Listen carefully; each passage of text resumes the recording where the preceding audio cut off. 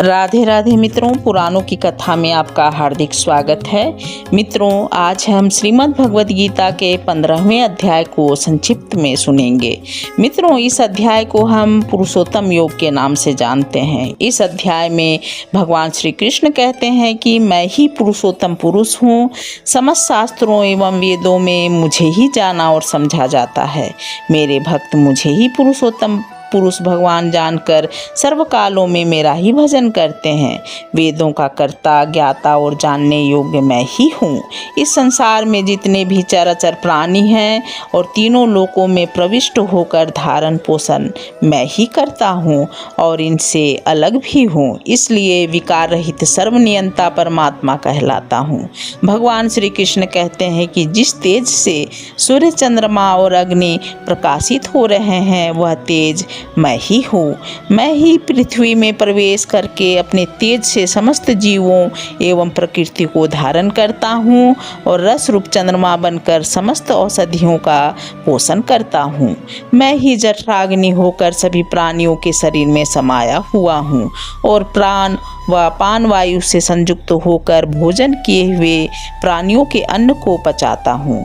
मैं संपूर्ण जीवात्माओं के हृदय कमल में निवास करता हूँ।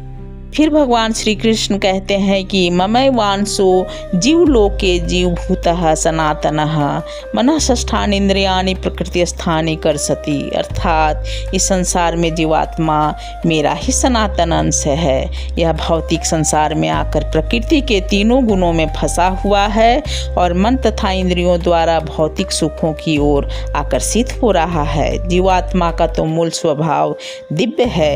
इस अध्याय में भगवान श्री कृष्ण संसार को एक उल्टा वृक्ष के रूप में बताते हैं और कहते हैं कि इसकी जड़ें ऊपर परमात्मा तक फैली हैं और शाखाएं नीचे संसार के विभिन्न लोकों तक फैली हैं। यह संसार नश्वर होते हुए भी अनादि है। इसका प्रवाह निरंतर चलता रहता है। लेकिन जब मनुष्य इस संसार रूपी वृक्ष को दृढ़ वैराग्य रूपी शस्त्र से काट कर सच्चे ज्ञान, अनासक्ति और भगवान के भक्ति के माध्यम से इस भावसागर को पार कर सकता है और भगवान के परम धाम को प्राप्त कर सकता है, जहाँ से लौटकर फिर आना नहीं होता।